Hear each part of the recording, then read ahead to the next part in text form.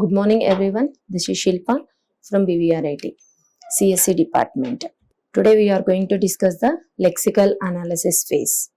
In this video, I am going to cover role of the lexical analyzer, lexical analysis versus parsing, specifications of tokens, patterns as well as lexemes. Finally, we are going to discuss the lexical errors. Let us start with the role of the lexical analyzer. Let us observe the pictorial representation of the lexical analysis phase. The source program is given to the lexical analyzer phase, and let us discuss the what happened in the lexical analyzer. In the lexical analyzer, whatever the given the source program, either that is a statement or program, that can be divided into the different types of the tokens. In the lexical analyzer, the first token given to the parser. The parser can identify the token, and again the parser can generate the command that is an get next token to the lexical analyzer phase. Again, the lexical analyzer can generate the next token and send it to the parser, and again parser can given the command that is a next token. Like that, these two phases are connected each other until and unless end of your program, and these two phases are connected with the symbol table. In the lexical analyzer phase, only the symbol table can be generated. Initially, the source program is given to the lexical analyzer phase. Exactly what happened in the lexical analysis phase? The lexical analysis is also called as scanner. Means the total program can be scanned in the lexical analysis phase, as well as this total program can be divided into the different types of the tokens. Initially start with the initial character, and whenever the generated the first token, the token can be sent it to the parser.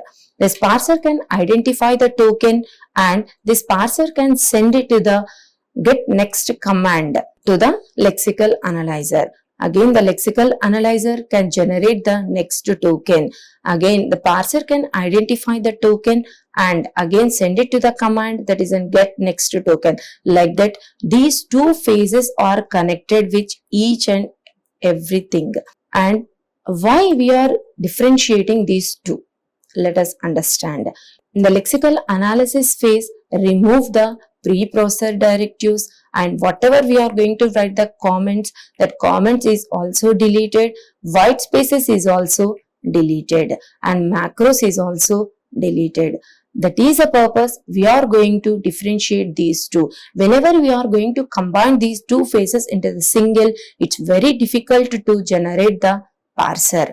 That is the reason these two phases are divided into the different two phases. That is a lexical analyzer as well as parser. Finally, these two phases are connected with the symbol table. Initially, whenever the lexical analyzer can create the symbol table, whatever all the identifiers can be takes place into the symbol table. What are the values, also store it into the symbol table. Whenever the parser is also connected with the symbol table, as well as whenever updates needed in the symbol table, that can be takes place in case of parser also. Let us take in the task of the first phase of the compiler is to read the input character of the source code and group them into a sequence of characters with a collective meaning is known as a token. In the lexical analyzer, also call it as an scanner. It produces streams of tokens and ignore the white spaces and ignore the comments. Already discussion is done. And let us understand what is the difference between the lexical analyzer as well as the parser. Initially it scans the input program in the lexical analyzer phase. And here whatever the generated the tokens, that can be used in the parser and generate the syntax tree. And here lexical analyzer can identify the tokens, and here whatever the lexical identify the token by the lexical analyzer, using the tokens we are going to form a abstract representation. What is meant by this abstract representation? Whenever you are going to form a tree structure, there is a collection of internal as well as the external nodes. That is called it as abstract representation of the syntax tree. Insert the tokens into a symbol table. Initially, in the starting stage only, the symbol table can be generated. All the tokens can be takes place, or the identifiers can takes place in the symbol table. And if any updates needed, that can be takes place into the symbol table. And finally, it generates the lexical errors.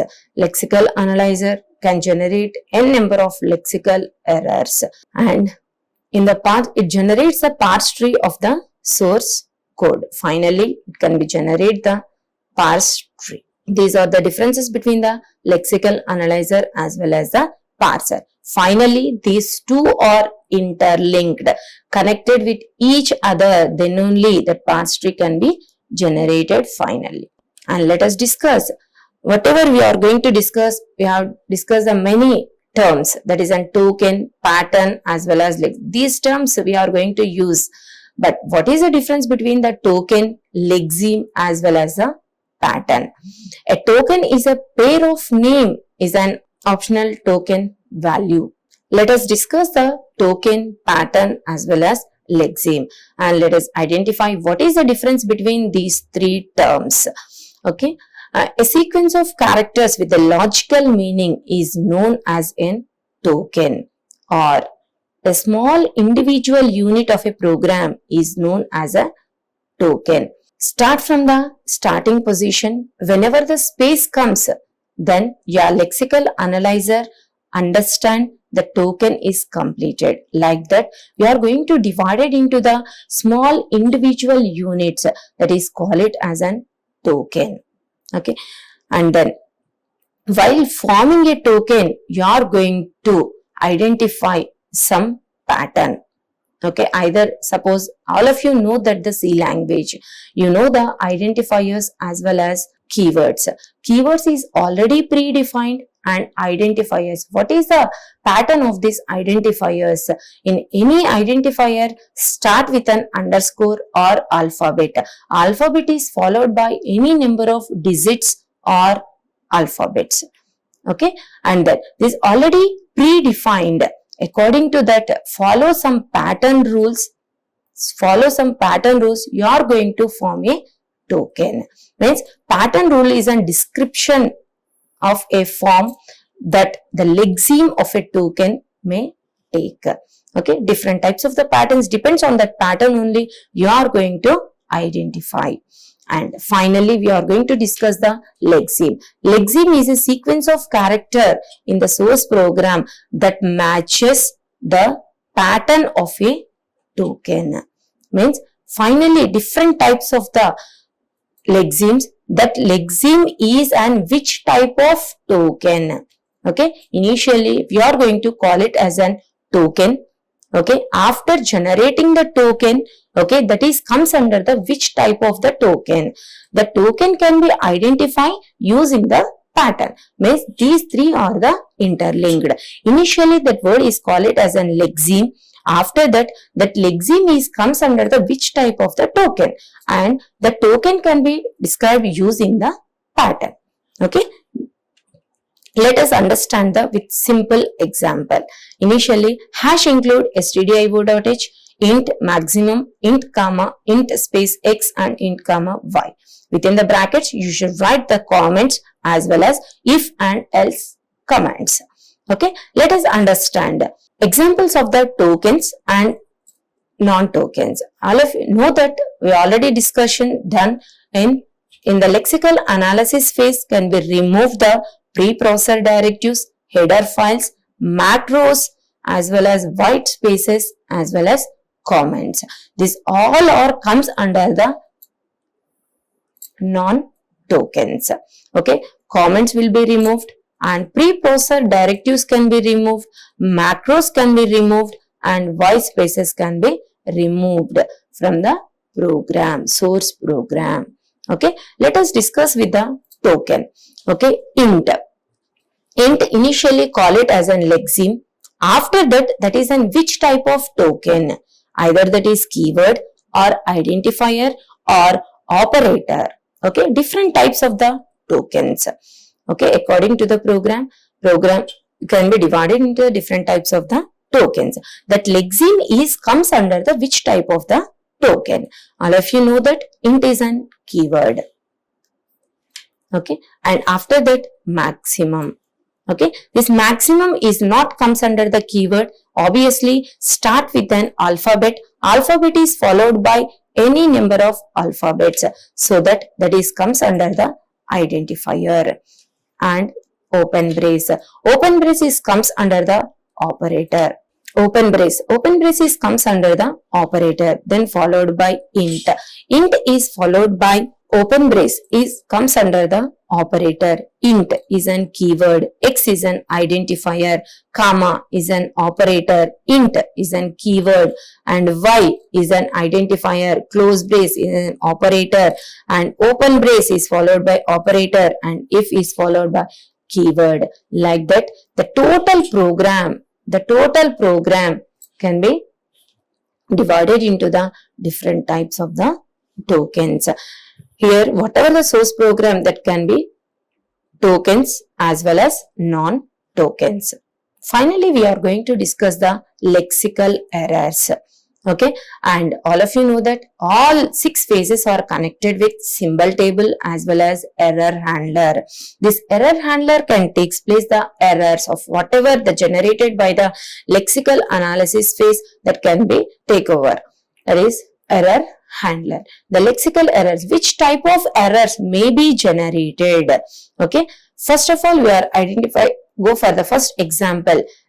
Fi is followed by a is equals to f of x. Okay, all of you know that if is an keyword.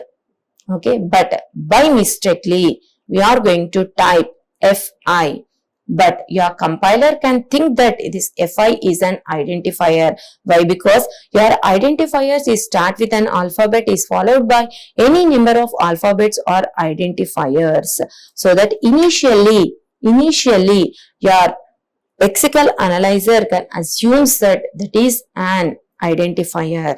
After finalizing all the tokens, then recognize that is an keyword. By mistakenly, it can be typed as fi. So that error can be takes place by the error handler. And d is equals to r. But actually, you are going to type 2 multiplied by r. Star is missing in the statement, so that your lexical errors can take place in error handler.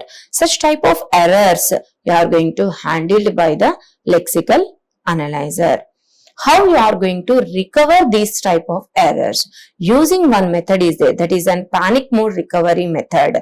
In that panic mode recovery method, suppose some situations we are going to, by mistakenly we are going to type some characters in between your identifier or keyword or your program. Such type of words can be deleted. Okay, some cases insertion can be done.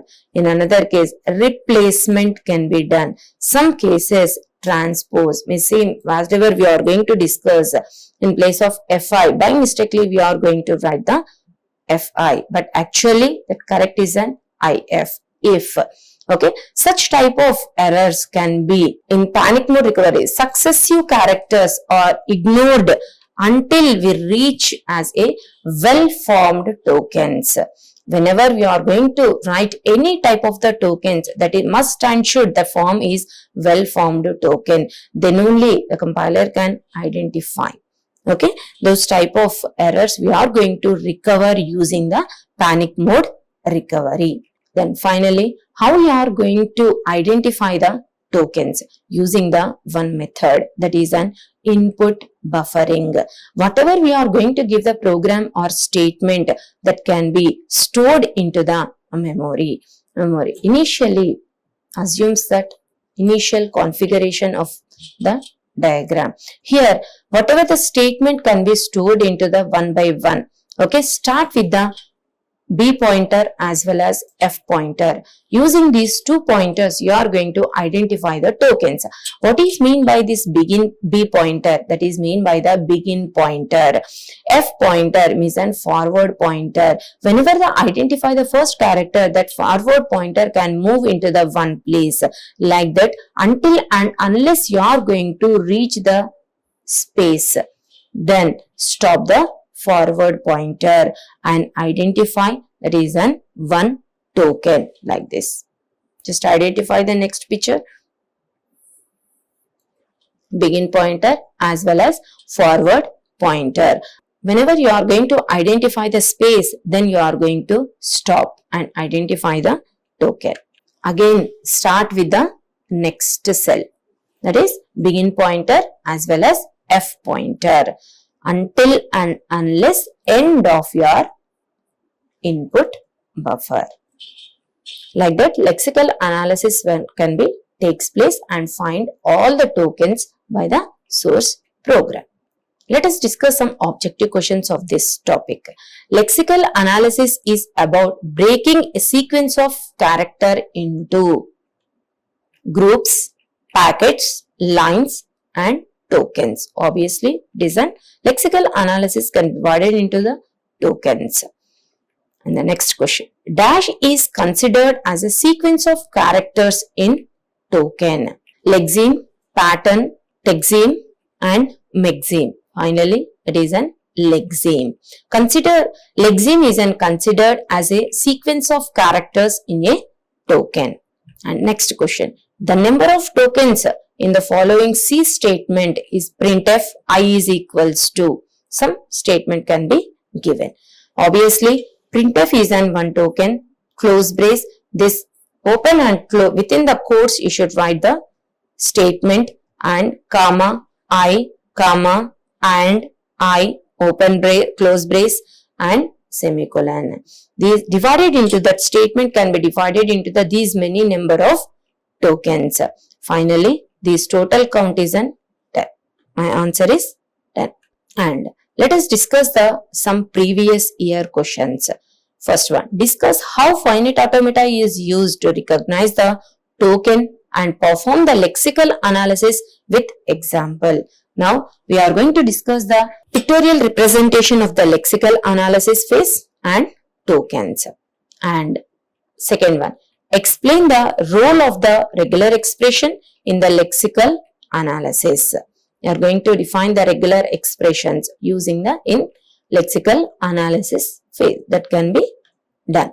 Next one, how to specify the token, differentiate the token, lexeme, pattern with a suitable example. Means, what is mean by the token, what is mean by the lexeme and what is mean by the pattern. You should write down these three things with example as well as non-tokens and tokens also. And next, differentiate the token, pattern, lexeme. Same. What is the input buffering? The discussion is done in case of the input buffering. Okay. With pictorial representation. You should explain with example F pointer as well as B pointer. Like that, you can explain input buffering schema. And the reference materials are Greeks for the Greeks as well as NPTEL material. Thank you. Like, share and subscribe. Hit the bell icon for more updates.